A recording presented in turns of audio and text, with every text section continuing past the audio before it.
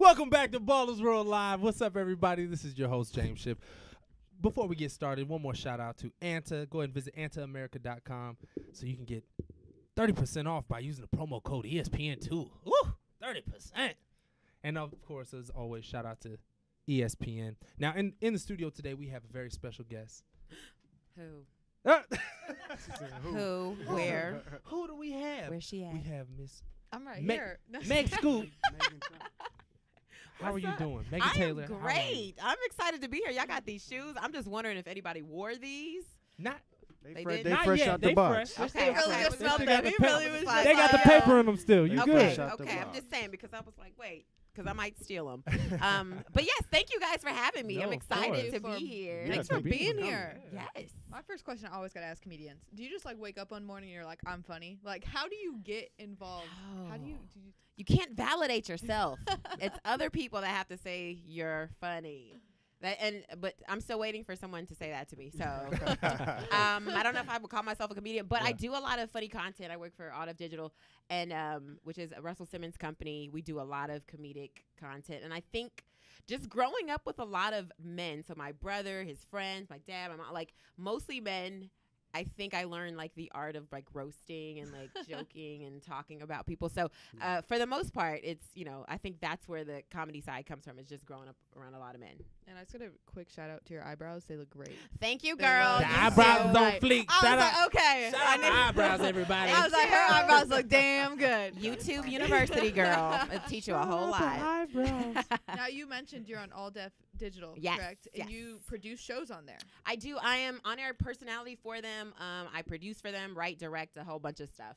So I think right now, if you want to check it out, check it out. Yeah, I've got a series on there called Kanisha versus John Cena. It's a hilarious challenge show between two female comedians. And let me just tell you, some of these challenges, like you're gonna want to watch them. One is like the Brazilian challenge, the Brazilian wax challenge. Another one is the phone sex operator. One is titty sweat challenge. Cause Titty sweat they're challenge. big girls. They got some Titty moves on sweat. them, It took me a second. I was like, she said titty sweat. I was like, sweat challenge. did she say titty sweat? You gotta watch the titty it. sweat. You gotta watch it to see what it's about. You know what? I will tune in for the titty sweat Absolutely. challenge. I Kanisha have no versus John problem. Cena every Wednesday. I produce that. But then I also do a daily show called The Drop, which is all about like hip hop. I guess current events for the day. So what's happening in hip hop? Okay. Yes. Now I have a question. How did you get your name? Meg Scoop. It's very funny Meg because, Scoop. well, first of all, I like ice cream, so a scoop of ice cream is what I say. Okay. But I got it because because I have the scoop. I guess because I'm nosy. I would always, and Okay. I'm I a researcher. You know what I'm saying? I can find out anything on. You a snitch. There you go. There you go. Don't tell me stuff. Okay, don't tell me anything illegal. I will tell the police. I can't go to jail. Right. Okay. No, but I have the scoop. I'm just nosy and a researcher by nature, so I would always know a little bit. If you ask me on any given day about politics or sports or entertainment or whatever, I can give you something, okay? So I just have the scoop, so that's how I got it. I got dope. the scoop. I like that. Yeah. I like that. That's a good reason for a name. So how was the BET Awards? We saw that you got a chance to cover that last What? week, You right? saw that I was on there? Yeah. How was the red carpet and what was the experience like? You know what? I'm gonna tell you this. BET got some money. Somebody gave him a couple of dollars Yeah. because they had an air conditioned red carpet, which they've never had. I've been out there. This is I think my Yeah, third it was hot last week. man It's smoking. third or fourth year being there, and every single year there's literally no air conditioning. We are out in the blazing sun, melting. Yeah. And I think they just got tired of hearing all the celebrities like, my makeup is coming off my Right. face. I paid good money for this. Y'all got me looking crazy. So they finally got air conditioned for the red carpet.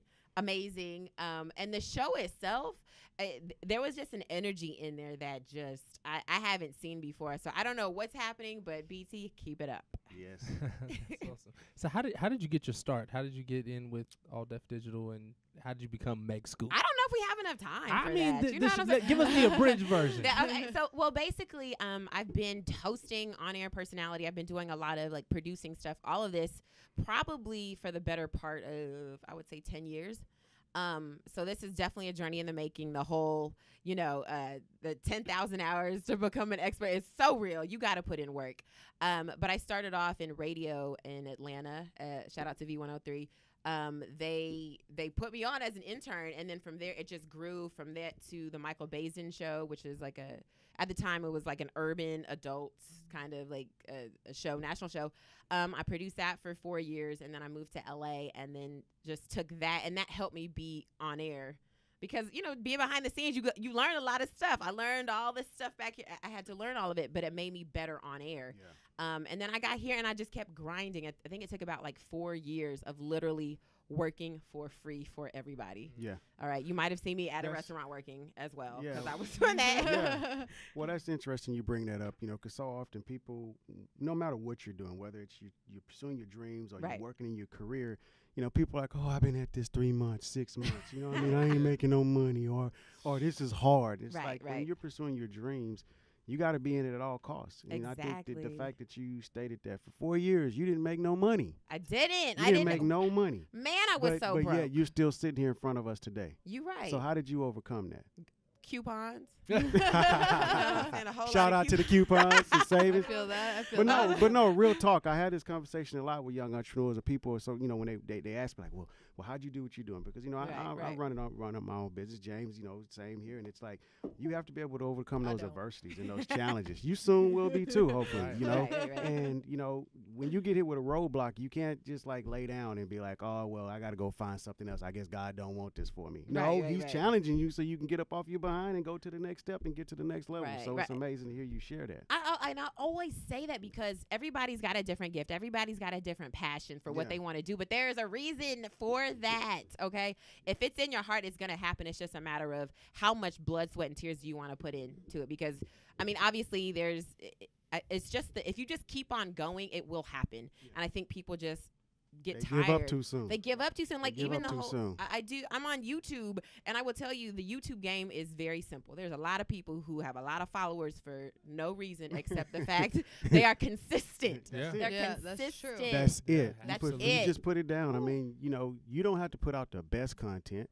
And I've seen it. Right. My daughter's on YouTube a lot, and they look at all these like little. Now they're into making the slime. Go look at the videos. The number of hits these slime videos getting. It's like little kids on here looking at slime videos, and they're in the millions. So it's about just being consistent and putting that content out. Right. And you can suck, okay? There's a lot of people who suck. Let's be honest. Just be working on getting better, something like that. Exactly. You just got to do better. And I think that's the one thing that I keep. Even because it's been challenging for me too. There's been times where I've wanted to give up, where I was just like, let me pack my stuff and go back to Kentucky, where I'm from. Yeah. Shout out to Radcliffe. But I realize you just have to keep going. You'll get through the hump and the hurdle. Well, just keep going. A part of your journey, I'm reading here, is you spent some time overseas in South Korea and Thailand. Now, most cases, when you think of comedians, you think local. Yeah. In the U.S., what was that about? Well, what took you over, across? Well, no, that's the early part of my life. Okay. I am a citizen of the world. Okay, I was born in Korea. I love that. I got stamps on my passport. I got stamps on my passport. right. Put me in a box. I was born in Korea, and I actually spent the earlier part of my life in Thailand is when my father was in the military. So Black Korean. Yes, Black Korean. So what was that experience like? I'm telling you, it's a whole lot of kimchi and collard greens at the same time. I'm not mad at it. It's my wife just had a chicken kimchi sandwich down the street. Ooh, it wasn't too bad. Why you didn't bring one in then? Hey, she ate it all. Oh, dang. No, it's a very. it's very unique, and I think it's helped me have a different view on life because I'm not Black, but I'm not Korean either, and it's I live one foot in both worlds. So I think it just gives me a cool perspective, like Asian people, and I can read and write Korean, and understand. Well, you speaking? Okay, that's dope. My speaking's a little. Can we get a little Korean on the mic? Can we get a little something on the mic? 안녕하세요. Chamaneo. Like I know a couple. I can understand, but I always speak it back in English for some reason. I blame my mother. She did this to me because she didn't make me speak Korean back. So now I can read it and I can write it, and even though my reading and writing is like that of a first grader, I can still read it. So I be rolling through Koreatown like, I know I'm going kind of. Exactly. Yeah, just a little bit. What's the motivation behind all of this at the end of the day? What drives you? Well, I'm a very spiritual person, so I do believe that everybody's given a gift, and you're given a gift because that is what you're supposed to live your life doing. So that no matter, the question becomes a lot of times, okay, this is my gift, but I don't know where I'm going. I don't know how I'm supposed to live it out. As long as you continue to follow that gift, don't worry about the path. It'll make itself. And so for me, the motivation is just to continue to live out my gift to the fullest and just to represent, everything that is good, kind, wonderful, peaceful, and happy, and funny, because life is just a little better when you have laughs. You know what I'm saying? I kind of want to be like your best friend. That's amazing. Oh my gosh, great. I'm here just like, yo, can we be best friends? I love you too. We can be friends. Yes, let's go shopping after Yeah, this. that's amazing. I'm down. That's down. Yeah, but I think that's it. A lot of times, when people go through this stuff, it's so rough. And I feel like everybody in here probably has had a gift and has had some kind of rough time where you're like, I want to do this, but I don't know how to get there and I don't know how to do it. Honestly, just sit back, take a breath, and go, this is where I'm supposed to be. You can't compare to the people around you. That's right. Yeah, It's your journey. It's your own personal journey. It is, and you're exactly where you're supposed to I be. tell people, just run your race. When you're sprinting, stop looking in over other folks' lane. That's the whole point. You gotta Just stay in your lane. Stay in your lane. Don't worry about you. You're writing your True Hollywood story. There you go. So you gotta just do it. That's Yeah, right. and then a lot of times you just have to say, I am enough. I've had to look in the mirror and say that so many times. I used to be 200 pounds, and Wow. back then I didn't think I was enough. And 200? Yes, Wow. 200. I was Congratulations super on it. thick Can we get out a here. hand clap? Living health and Thunderous fitness. thighs, okay, not thunder thighs. Thunderous thighs, all right. But yeah. So back then, I remember just being like, oh, I'm not as cute as the other girls, especially living in Hollywood. Like, you have to look a certain way, but Which is hard. exactly. Which is really It's hard. As a woman, it's so hard. But when I just put the blinders on and just stay focused on my own journey. Loving yourself. Exactly. The weight started falling off. I started being happier about myself. And then I was like, oh, my thunderous thighs, now they just thunder. You know? Yeah, no. now for all of our viewers, where can they find you? What do you have coming up? What's something we can? Yeah. You can hit me up at Meg Scoop on all social media, Meg Scoop on Facebook. And I've got a few things coming up, a couple of things coming up on All Def Digital. One is, of course, my daily show. I do a women's interview show called The Touch Up as well. So check that out. The drop is every day. My own produced show, Kandisha versus John Cia. Check that out. That's my baby project. And then also there's a cipher coming out. It's kind of like the double XL freshman cipher. Nice. But this is the ADD version, so expect some jokes in it. And I am the only woman. Wow, that's gonna be dope. Yes, so you can catch my flow. Check it out. All right, Check it well, out. Thank you for coming in. Thank today. you for so having much, me. man. Thank you so much. You guys are so And much fun. Yeah, stick around in the green room. We'll catch you after the show. Absolutely. I'm about to take these shoes. All right. Keep an eye on it. Keep an eye Be on it, mismatched, James. all left feet. Well, listen, we All have to left go to feet. break, pay a few bills. We will be right back. DJ Mr. E is going to take us out on the ones and twos.